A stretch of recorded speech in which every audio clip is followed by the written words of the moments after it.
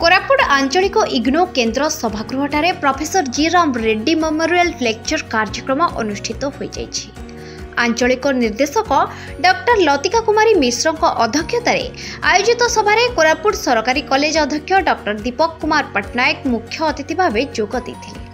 Professor G Ram Reddy ji ignore प्रतिष्ठाता कुलपति भाव जोग देथिले। जातीय स्तर में दूरशिक्षार प्रचार और प्रसार निमंते दूरशिक्षा माध्यम विश्वविद्यालय प्रतिष्ठा करने निमंते तांकर अतुलनीय अवदान थिला बोली वक्ता माने मत व्यक्त करथिले।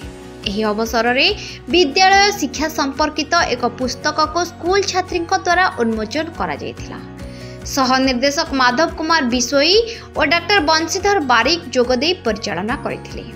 कार्यक्रम रे कार्यालय सूर्यकांत चौधरी, प्रभा साहू, गौरीशंकर नायक, सीमाद्री माझी, गदाधर नायक, टी चंद्रशेखर राव, भवानी बारिक और विभीषण खिल जोगदे परिचालन रे सहयोग करथिले। मो डॉक्टर लतिका कुमारी मिश्र इग्नो रीजनल सेंटर रे आंचलिक निर्देशक भाव में उपस्थित। जो मेमोरियल लेक्चर हेतला कोन रहितला उद्देश्य आरपरु हमर जुलाई 2 रे professor G Ram Reddy memorial आम पालन करूँ प्रत्येक रीजनल सेंटर इग्नो रे। इग्नो हेडक्वार्टर मध्य यही अवसर में बहुत बड़ कार्यक्रम चली कथा जे प्रोफेसर जी राम रेड्डी जी आंध्र प्रदेश थिले मध्य से केवल भारत को नुह भारत बाहर मध्य दूर शिक्षा से जड़े लीडर कहले अत्युक्ति हम ना। तापर 1982 मसीह जितेबाला से Andhra university open university establish Ambedkar open university से एस्टाब्लिश करथिले। परवर्ती समय 1985 मसीह इग्नो एस्टाब्लिश हबारे तांकर मुख्य भूमिका रही।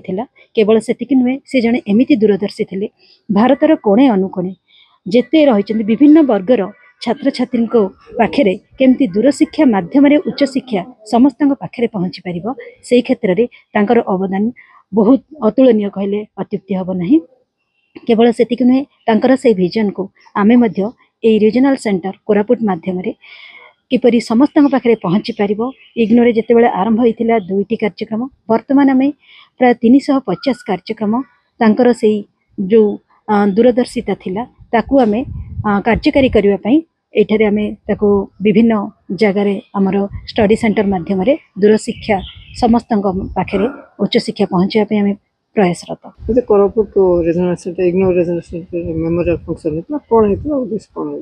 आज 2 जुलाई 1924 प्रोफेसर जी राम रेड्डी 29तम मेमोरियल लेक्चर से कोरापुट इग्नो रीजनल सेंटर मत निमंत्रण करा जायतिला चीफ गेस्ट तेणुक से धन्यवाद दूची। जड़े विजनरी राम रेड्डी जड़े बहुत बड़ा विजनरी थे एजुकेशनिस्ट जी कि उच्च शिक्षा लोक मान पाखक पहुँचे बहुत बड़ भूमिका ग्रहण कर